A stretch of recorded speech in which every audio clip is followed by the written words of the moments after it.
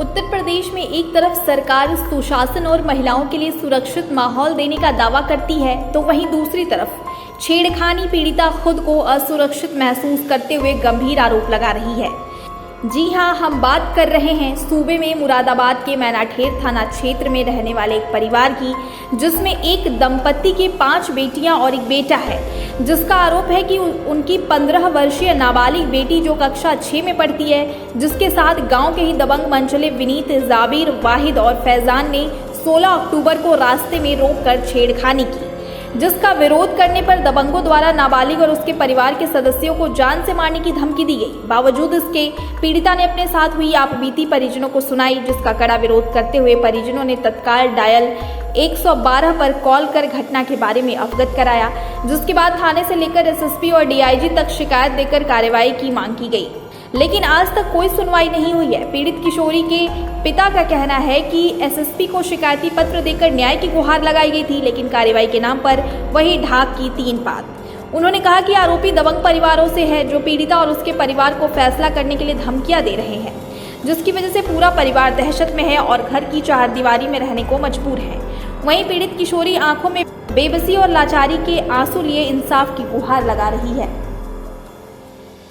मैं परचूनी की दुकान पे जा रही थी तो वो लड़के उन्होंने मुझे छेड़ा था। उन्होंने मेरा हाथ पकड़ के सीने पे हाथ चलाया। मैंने उनसे काफ़ी मना करी थी, लेकिन वो नहीं मान रहे थे। और मैं रोज़ रास्ते में जाती हूँ, रोज़ मुझे छेड़ते हैं वो। मैं काफ़ी मना करती हूँ, लेकिन उसके बावजूद भी वो मुझे छेड़ रहे। एकदम से हाथ पकड़ लिया मेरे सीने पे, मेरे नाजुक बदनों को छू रहे थे। मैं थाने भी गई थी, लेकिन वहाँ कोई सुनवाई ना हुई। वहाँ कैसे हो जाएगी गरीबों की सुनवाई? क्योंकि मालदारों का जमाना है ना आजकल, गरीबों का कुछ नहीं है। मतलब मैं परचूनी की दुकान पे जा रही थी, उनमें से आते समय उन्होंने मेरा हाथ पकड़ के विनीत नाम का जो उन्होंने मेरे सीने पे हाथ चलाया। मैंने काफ़ी मना करी थी, और ऊपर से ये भी कही अगर तूने अपने घर वालों से कह दी जाके तो तुझे जान से मार देंगे। पिस्तौल के द्वारा छेड़ा गया। इंसाफ क्यों ना मिलेगा? फिर पुलिस किस काम की? अगर इंसाफ न मिले तो फिर पुलिस ही ना होती। क्यों हुई है पुलिस? बिना इंसाफ के पुलिस है क्या? शिकायत तो मुझे ये है, मुझे इंसाफ मिल जाए, उन्हें सजा मिल जाए बस। जैसे करावे तो भरेंगे। अगर मैं जाती तो फिर से वो करते। तूने अपने माँ बाप से बता दिया। अगर मुझे मार देते तो मैं ये करती? पुलिस क्या करती? पुलिस तो बस यही करती कि ठीक है, उन्हें उनके कर्मों की सजा न मिलती। करा था, हाँ, एक बार करा था स्कूल जाते हुए, लेकिन मैं आती जाती हूँ तो याद करते हैं। यहाँ के नूरपुर के हैं 4 जने। एक का नाम विनीत है, एक का जाफिर है, एक का फैजान और एक का वाहिद है। ये थे हाथों हाथ की, लेकिन कोई सुनवाई ना हुई। पैसे दे दिए इन्होंने, तो पैसे खा के बैठ गए थाने के। मैं ये चाहती हूँ मुझे इंसाफ मिल जाए, उन्हें अपने कर्मों की सजा मिल जाए बस। मामला ये है साहब, लड़की गई थी परचूनी की दुकान पे 7:30-8 बजे के टाइम। मैं घर पे नहीं था। अब ये लड़कों ने पहले भी छेड़छाड़ करी, इसे डरा धमका दिया। इनसे क्या बोले हैं, घर नहीं बताया।